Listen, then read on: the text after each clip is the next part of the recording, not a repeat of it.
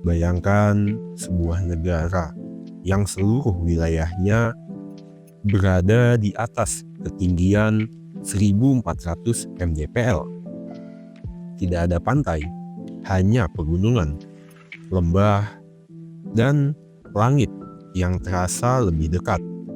Inilah Lesotho, sebuah kerajaan kecil yang sepenuhnya dikelilingi oleh satu negara, Afrika Selatan, namun memiliki identitas yang sangat berbeda.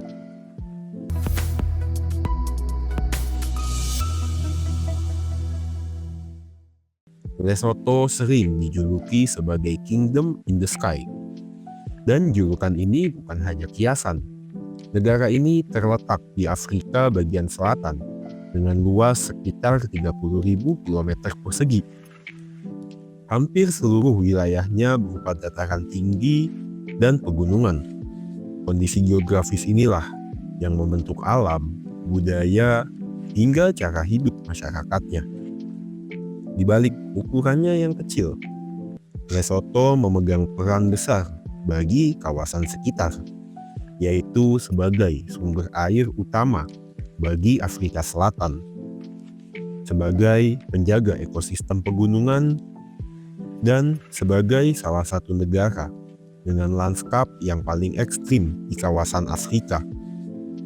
Dan sepanjang video ini, mari kita pelan-pelan mengenal Lesotho dari alamnya yang keras tapi indah, kehidupan liar yang beradaptasi di ketinggian, ibu kota yang sederhana, hingga peranannya sebagai menara air bagi Afrika.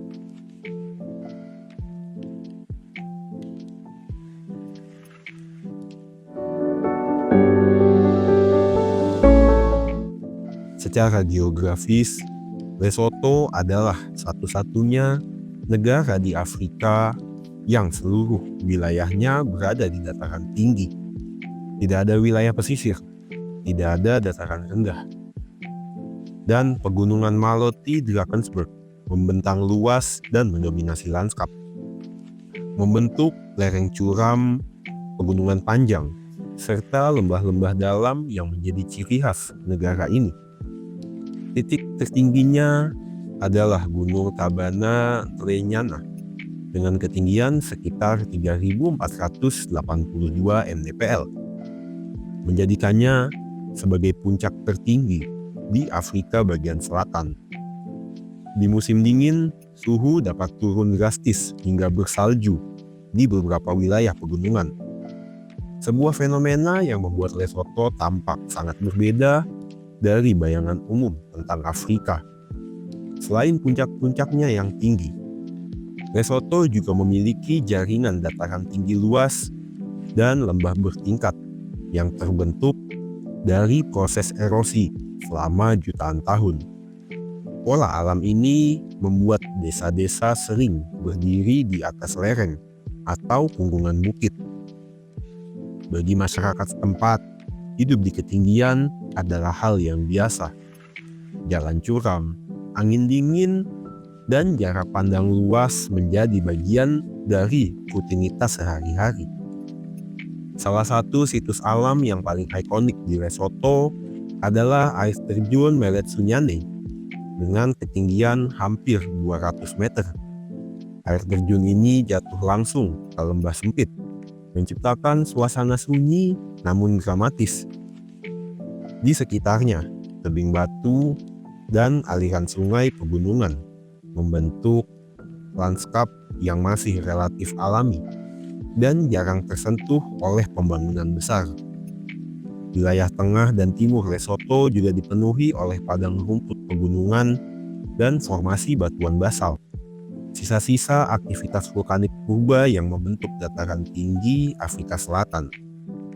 Saat kabut turun dan awan rendah menyelimuti lembah, pemandangan Lesotho sering terasa seperti negeri di atas awan, hening, luas, dan seolah terpisah dari dunia di bawahnya. Kondisi geografis inilah yang kemudian mempengaruhi segalanya. Dan di balik lanskap yang keras ini, Lesotho menyimpan kehidupan yang telah beradaptasi dengan sempurna di ketinggian.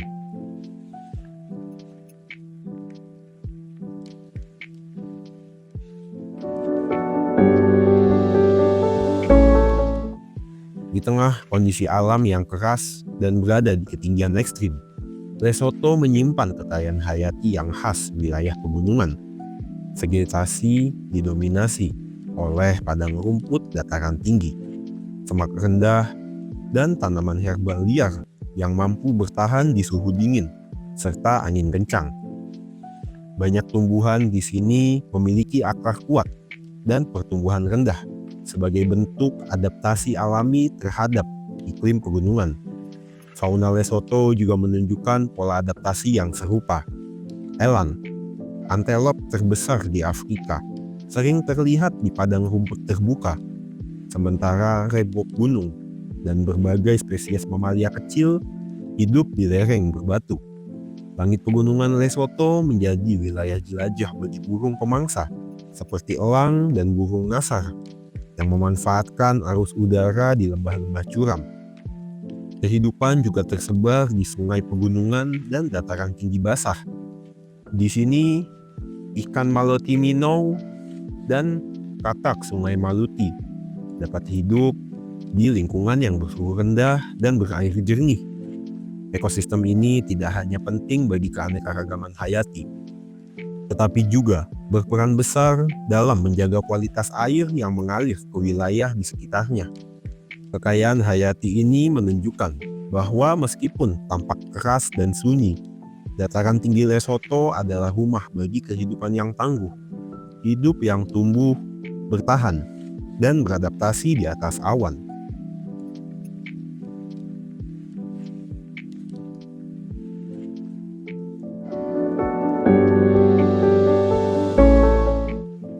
Maseru adalah ibu kota sekaligus pusat pemerintahan Lesotho.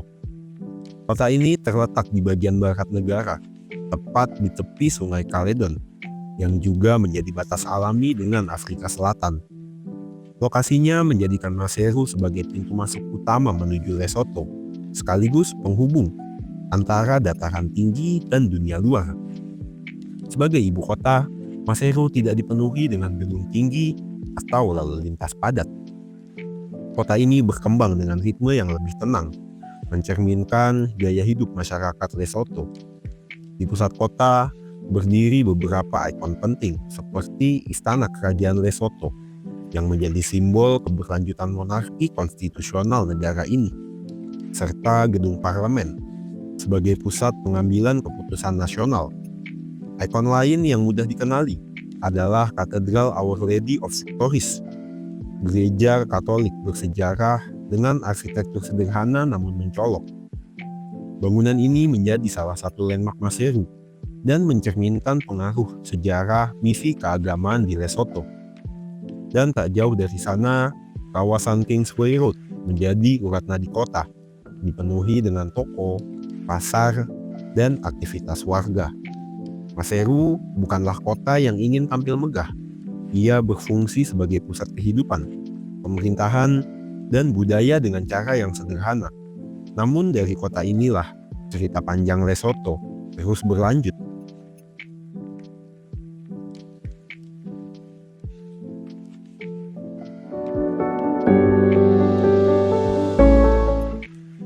Peninggalan bersejarah Lesotho tidak hadir dalam bentuk istana besar atau kota tua yang luas, melainkan tersebar dalam situs-situs simbolis yang berkaitan langsung dengan kelahiran bangsa ini. Yang paling penting adalah Taba Bosiu, sebuah dataran tinggi berbatu yang menjadi benteng alami bagi Raja Moshoeshoe I pada abad ke-19. Dari tempat inilah, kerajaan Lesotho dibangun dan berhasil mempertahankan diri dari berbagai ancaman, menjadikan Taba Bosiu sebagai simbol persatuan dan ketahanan nasional. Selain Taba Bosiu, Lesotho juga memiliki desa-desa tradisional Basotho yang masih mempertahankan pola pemukiman lama.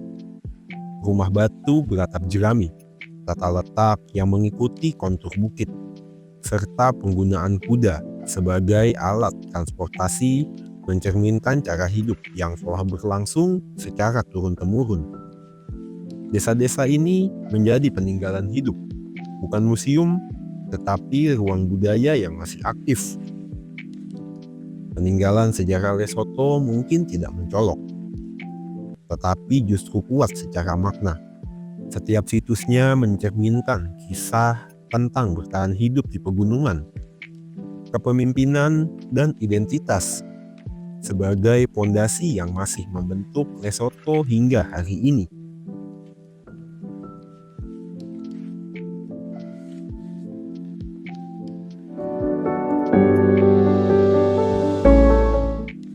Lesotho sering disebut sebagai Water Tower of Southern Africa, menara air bagi Afrika bagian selatan.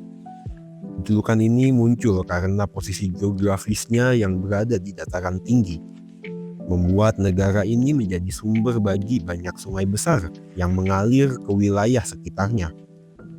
Salah satu yang paling penting adalah Sungai Senku, yang di luar Lesotho dikenal sebagai Sungai Orange, sungai terpanjang di Afrika Selatan. Peranannya yang menjadi sumber air bagi kawasan Afrika bagian selatan diperkuat melalui Lesotho Highlands Water Project, sebuah kerjasama besar antara Lesotho dan Afrika Selatan. Proyek ini melibatkan pembangunan bendungan raksasa seperti Katsedam dan Mohaledam yang berfungsi menyimpan dan mengalirkan air ke wilayah perkotaan dan industri di Afrika Selatan. Namun, menjadi menara air juga membawa tanggung jawab besar. Pengelolaan air harus diseimbangkan dengan kelestarian alam dan kehidupan masyarakat lokal. Bendungan dan infrastruktur air mengubah lanskap, tetapi juga membuka akses ekonomi dan negeri bagi negara ini. Lesotho mungkin tidak sering menjadi sorotan dunia, namun di balik pegunungannya yang sunyi, negara ini menyimpan kisah tentang ketahanan, adaptasi, dan hubungan manusia dengan alam. Dari puncak tertinggi hingga aliran sungai yang menghidupi wilayah lain, Lesotho membuktikan bahwa ukuran tidak menentukan makna, dan mungkin justru dari tempat-tempat tinggi seperti inilah kita bisa melihat Afrika dari sudut yang berbeda.